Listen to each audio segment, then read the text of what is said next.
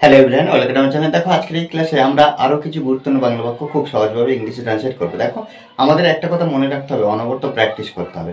আমরা যদি ডেইলি লাইফে যে বাংলা বাক্যগুলো আমরা ব্যবহার করি সেগুলো যদি ইংলিশে বলার চেষ্টা করি, তাহলে কি হবে না, ইংলিশে ইমপ্রুভ হবে। প্রত্যেক দিন আমাদের কি করতে হবে, প্র্যাকটিস করতে হবে প্রত্যেক দিন। ওকে, দেখো এখানে কি আছে বাক্যগুলো। জিনিসের দাম হু করে বাড়ছে, ছেলেটি শিক্ষক হতে বদ্ধপরিকর। ছেলেটি শিক্ষক হতে বদ্ধ পরিকর, এটাই তার স্বপ্ন। শোঁ শোঁ করে বাতাস বইছে, সময় শেষ হয়েছে। ব্যাস, এই কটা বাক্য।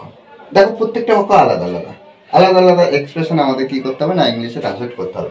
আমাদের একটা জিনিস মনে রাখতে হবে যে একটা সাধারণ বাক্য তৈরি হয় কিভাবে। প্রথমে সাবজেক্ট, তারপরে আমরা ভার্ব খুঁজি, তারপরে অন্যান্য কিছু। সাবজেক্ট ভার্ব, যদি হেল্পিং ভার্ব থাকে তাহলে সাবজেক্টের পরে হেল্পিং ভার্ব পান, তারপরে মেন ভার্ব, তারপর অবজেক্ট পাওয়া যায়। এখানে দেখো জিনিসের দাম, এখানে সাবজেক্ট কি দেখতে পাচ্ছি? সাবজেক্ট কি কোনো কিছু দেখতে পাচ্ছি? দেখতে পাচ্ছি কি না? দেখতে পাচ্ছি না।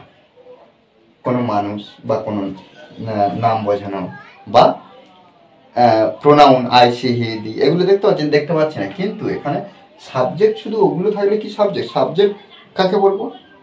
যাকে বোঝানো হবে, যার সম্পর্কে কিছু বলা হবে।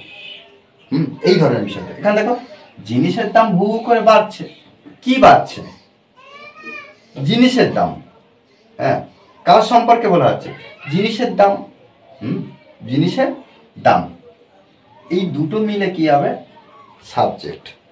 আচ্ছা, জিনিসের আর দাম, দুটোর মধ্যে কোনটা আগে দেব? আমরা কি করব? জিনিস আগে দেবো না দাম আগে দেবো? না, আমরা কি করব?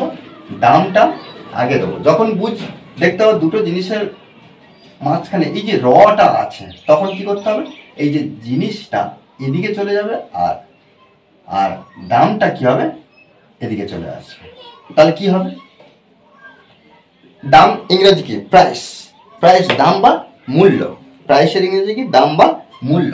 তাহলে নির্দিষ্ট করে দাম বোঝানো হচ্ছে, তাহলে এখানে দা প্রাইস। The price. কিসের প্রাইস? জিনিসের। জিনিসের রর জন্য অফ ব্যবহার করছে। কিভাবে বাক্যগুলো তৈরি করা হচ্ছে দেখো। The price of essential goods. Essential goods, জিনিসের, জিনিস র, জিনিসের দাম, the price. The price of essential goods. The price of essential goods. এই যে হু করে বাড়ছে, হু করে বাড়ছে, এই যে বাড়ছে, অনবরত কিন্তু বাড়ার কাজ চলছে, বেড়ে যাচ্ছে। তাহলে এখানে কি আমরা কন্টিনিউয়াসে লিখবো? কন্টিনিউয়াসে, হ্যাঁ, প্রেজেন্ট কন্টিনিউয়াস। এখনো বাড়ছে, প্রেজেন্ট কন্টিনিউয়াস। আমরা প্রেজেন্ট কন্টিনিউয়াসের গঠন কি জানি? যে অ্যামিজারের মধ্যে যে কোনো একটা আসবে, তারপরে আমরা কি করব না, যে ভার্বটা পাবো সেই ভার্বের সঙ্গে আইএনজি যুক্ত করব। তাহলে এখানে আমরা কি করছি? ইচ, কি হলো না, each, each rising, each rising, বাড়ছে হু করে। এটার জন্য আমরা একটু ফ্রেজ ব্যবহার করব। কি? হু করে। তাহলে by leaps and bound, by leaps and bounds. তারপর কি? ছেলেটি শিক্ষক হতে বদ্ধপরিকর। ছেলেটি শিক্ষক হতে বদ্ধপরিকর। তাহলে কি? দা বয় ইজ সেট অন। এখানে দেখো, এই যে ইজটা আমরা ভার্ব হিসেবে, মেন ভার্ব হিসেবে ব্যবহার করছি। ছেলেটি is set on, is set on, ছেলেটি হয় বদ্ধপরিকর। কেন? কেন?